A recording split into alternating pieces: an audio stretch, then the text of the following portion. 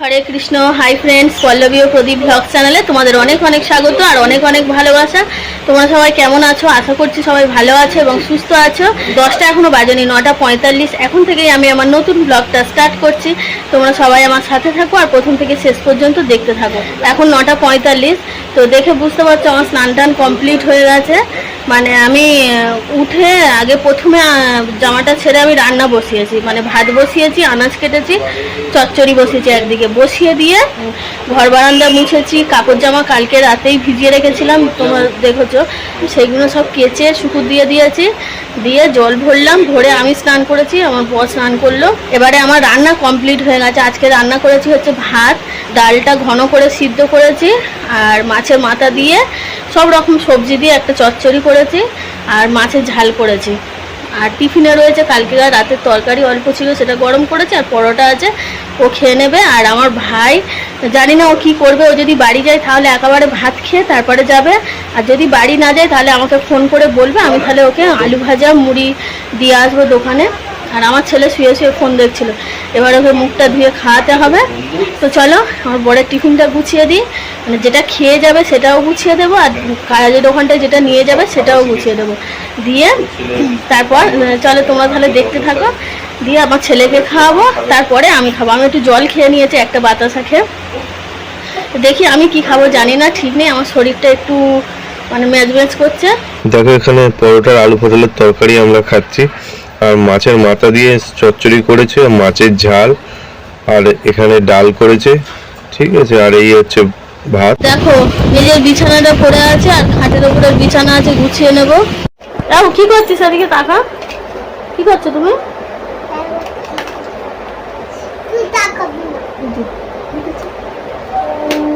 ওটা কি রে? ওটা কি পড়ে আছে? ওইটা গরুকে ইংরাজিতে কি বলে? এদিকে তাকিয়ে, এদিকে তাকিয়ে বল, ইংলিশে কি বলে? গরু ইংরাজি কি? গরু ওটা তো গরু যেমন করে ডাকে, আর গরুকে ইংরাজিতে কি বলে? গরু ইংরাজি কি বলো? বলো, ভেবে বলো। আরে কি বলো গরুকে ইংরাজিতে? এদিকে তাকাও, এদিকে তাকিয়ে বলো কি বলে ইংরাজিতে গরুকে? Good boy.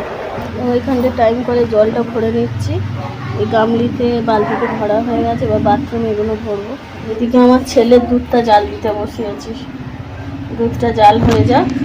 রান্না করার পরে অনেকক্ষণ আগেই বাসন কোসন মেজে রেখেছিলাম, ছেলের পরিয়ে টরিয়ে এখন একটু জল ভরছে, স্নান করানো হয়ে গেছে, ও খেলা করছে।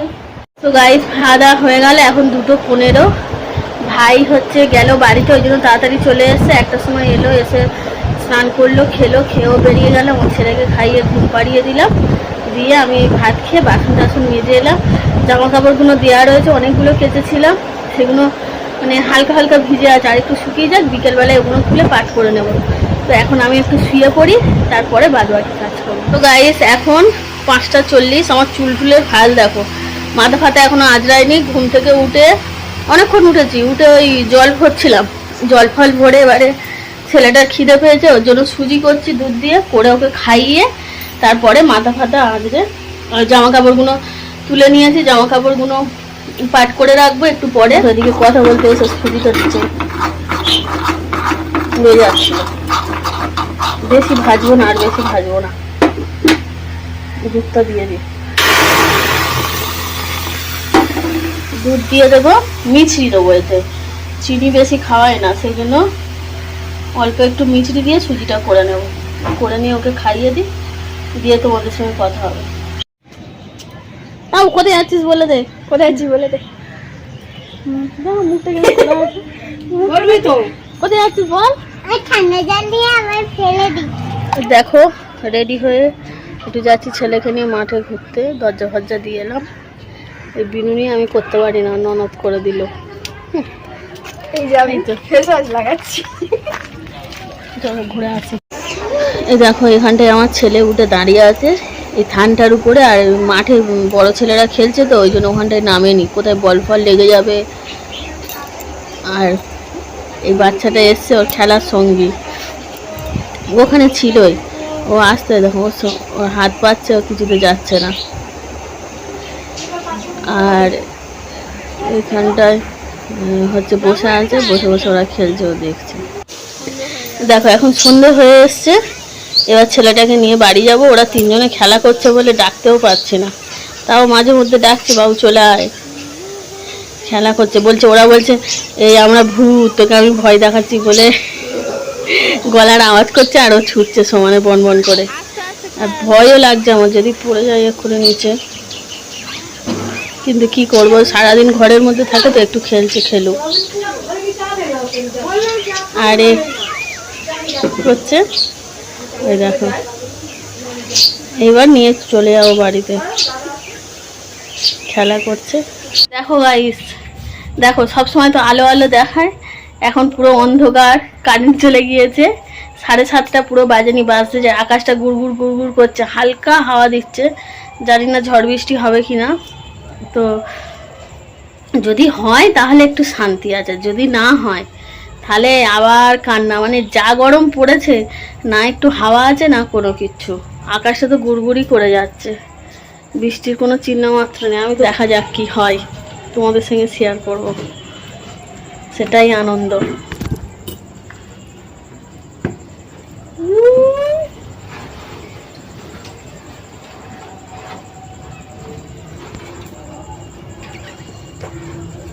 সেই আমার ছোটবেলার কথা মনে পড়ে যাচ্ছে, আকাশটা গুড়গুড় করছে।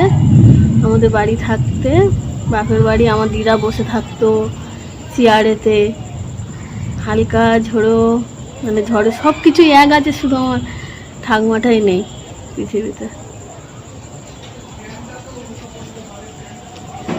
যা যা ছিল সবই আছে, সেই আকাশ টাকা, বিদ্যুৎ চমকাচ্ছে, শুধু আমার ঠাকুমা নেই। আমার ঠাকুমা থাকলে বসে থাকতো চেয়ারে, আর বলতে এই দরজা খুলিস নি, এক্ষুনি বৃষ্টি এসে যাবে, ঝড় উঠবে, খুব ভয় পেত বলে না, বুকটার হতে ছ্যাঁত করে ওঠে। আমার দিদাটাই আর বেঁচে নেই।